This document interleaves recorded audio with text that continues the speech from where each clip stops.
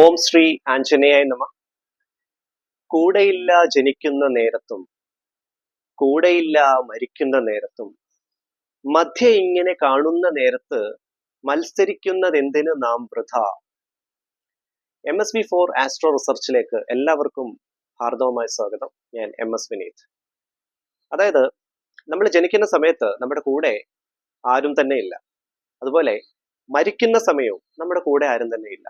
എങ്കിൽ പിന്നെ എന്തിനാണ് മധ്യേ ഇങ്ങനെ കാണുന്ന നേരത്ത് എന്തിനാണ് നമ്മൾ മത്സരിക്കുന്നത്? മറ്റുള്ളവരോട് നമ്മൾ എന്തിനു വിരോധം മനസ്സിൽ സൂക്ഷിക്കുന്നു?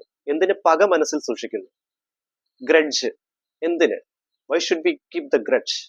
എന്തിനാണ്? അതിന്റെ പ്രസക്തി എന്താണ്? അങ്ങനെ നമ്മൾ മറ്റുള്ളവർ എന്ത് പറഞ്ഞോട്ടെ, അവരോട് നമുക്ക് ക്ഷമിക്കാനുള്ള ആ ഒരു സ്ട്രോങ് മെന്റാലിറ്റി, ആ ഒരു ആറ്റിറ്റ്യൂഡ് നമുക്ക് ഉണ്ടെങ്കിൽ ജീവിതം വളരെ ശ്രേഷ്ഠമാവും. കേട്ടിട്ടില്ലേ, നമ്മളാകണം നമ്മൾ കാണേണ്ട ഏറ്റവും വലിയ മാറ്റം. We should be the change we wish to see in this world. അതായത് നമ്മൾ മാറുകയാണെങ്കിൽ, നമ്മൾ മറ്റുള്ളവരോട് ക്ഷമിക്കുകയാണെങ്കിൽ നമ്മുടെ ചുറ്റുമുള്ള ആ ഒരു സാഹചര്യം മാറുന്നു, അതുപോലെ തന്നെ ഈ പ്രപഞ്ചം തന്നെ മാറുന്നു. അങ്ങനെ എല്ലാവരും ചിന്തിക്കുകയാണെങ്കിൽ ഈ ലോകം തന്നെ മാറുകയാണ് ചെയ്യുന്നത്, അല്ലെ? അപ്പം മനുഷ്യ ജീവിതത്തിന്റെ സാരാംശം എന്താണ്? Human life signifies nothing. ഒന്നുമില്ല. മനുഷ്യ ജീവിതം എന്ന് പറയുന്ന ഒന്നുമില്ല. എത്ര ആരോഗ്യപരമായിട്ട് നമ്മൾ ഇരുന്നെന്ന് പറഞ്ഞാലും ഒരു അസുഖം വന്നാൽ മതി, അവിടെ തീരും. അതല്ലെങ്കിൽ നമുക്ക് എത്ര ധനമുണ്ടെന്ന് പറഞ്ഞാലും മരണം അതൊരു വാസ്തവമാണ്. മരണത്തിന്റെ മുന്നിൽ നമുക്ക് ഒരിക്കലും പിടിച്ചു നിൽക്കാൻ സാധിക്കുകയില്ല. അപ്പം അതായത് നമ്മുടെ ജീവിതം ഒരിക്കലും ഒന്നുമല്ല. അതാണ് വാസ്തവം, അതാണ് സത്യം.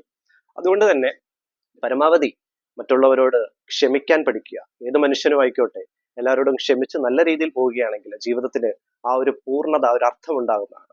എല്ലാവർക്കും ആ ഒരു അർത്ഥത്തോടു കൂടി ആ ഒരു വാല്യൂ നമുക്ക് മനസ്സിൽ കീപ്പ് ചെയ്യുക.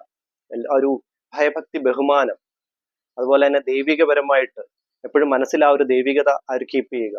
അങ്ങനെ പോവുകയാണെങ്കിൽ നമ്മുടെ ലൈഫ് വളരെയധികം കളർഫുൾ ആവുന്നതാണ്. എല്ലാവർക്കും നന്മയും ഐശ്വര്യവും ഉണ്ടാവട്ടെ. നന്ദി, നമസ്കാരം.